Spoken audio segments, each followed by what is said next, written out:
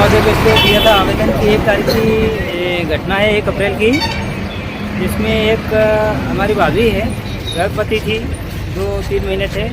तो उनकी पहले से एक फाइल बनी हुई थी भारती सर की चेकअप की, जिसमें वो अगले महीने मार्च में आए थे चेकअप के लिए। तो अब अप्रैल में फिर चेकअप के लिए वो आए थे।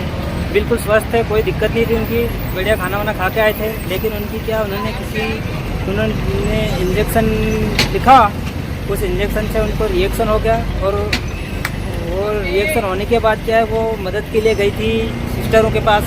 तो सिस्टरों ने भी कम से कम वो 3 बार उन्होंने हेल्प मांगी, लेकिन उन्होंने हेल्प नहीं दी, उनकी कोई मदद नहीं करी गई और उस कारण से उनकी जान चली गई। और उसके साथ साथ चलो भाभी की एक जान, एक नहीं, उनके साथ में एक पेट में बच्चा था वो भी गया। मतलब 2 जान गई भारती सर के कारण और नर्सों के कारण। आप थाने में गए थे और इसके बाद में एसडीएम को दिया था ज्ञापन, तो उसका क्या हुआ? एसडीएम साहब को हमने दिया था। एसडीएम साहब ने बोला कि अगर क्राइम एरिया में आते हैं तो हम बिल्कुल उनके खिलाफ कार्रवाई करेंगे, लेकिन अभी तक कुछ नहीं हुआ।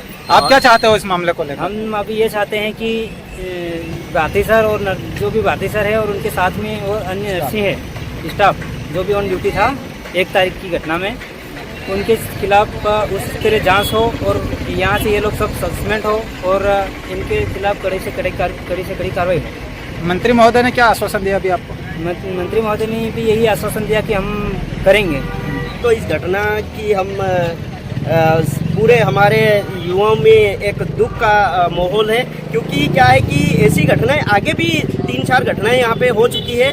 और क्या है कि इसमें साफ साफ हमको सीसीटीवी फुटेज मिला, उसमें साफ साफ दिख रहा है कि इनका घोर लापरवाही की वजह से ये घटना हुई है। तो हम उस स्तरीय जांच चाहते हैं और डॉक्टर ही समझ में नहीं आ रहा कि डॉक्टर को किसी भी प्रकार का कोई भय नहीं है, किसी मतलब वो एकदम ऐसा जवाब दे रहे थे कि मेरा यहाँ पर कोई भी कुछ नहीं कर सकता है, क्योंकि उसको ये लग रहा कि मैं ऐसी ही इलाज करता रहूँगा और कुछ भी घटना हो जाती तो हो सकता है उसको शरण देने वाला कोई यहाँ पर है, इसीलिए ऐसे वो जवाब मिल रहे थे उसको। पुलिस प्रशासन की ओर से कई जवाब?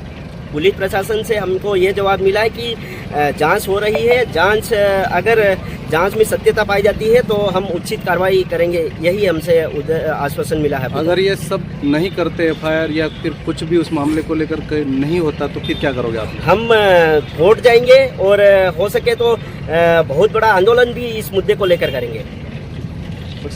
आपका पूरा नाम? सुनील सरपोटा। जनप्रतिनिधि है वो हमारा सहयोग करे, पुलिस प्रशासन हो चाहे कलेक्टर हो, सबसे हमारा यही रिक्वेस्ट है, क्योंकि आदिवासी धीरे धीरे खत्म किया जा रहा है, ये तो फैक्ट है।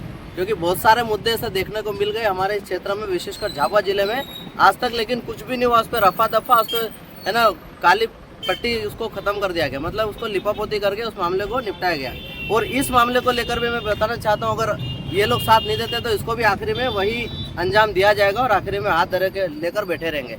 लेकिन मैं आप सबसे और सभी अलग अलग पार्टी के लोगों से ये आह्वान करता हूँ कि आप सामने आएँ और इस बहन के लिए आवाज़ बने और इसको न्याय दिलाए। जो भी गलत हुआ है, गलत को गलत कहने की ताकत रखें और हर जनप्रतिनिधि है वो इस बहन को साथ दे। इसके साथ साथ कई लोगों के साथ इनकी भावना जुड़ी हुई है, वो लोग आपको आके सहयोग करेंगे, यही हमारी मांग है।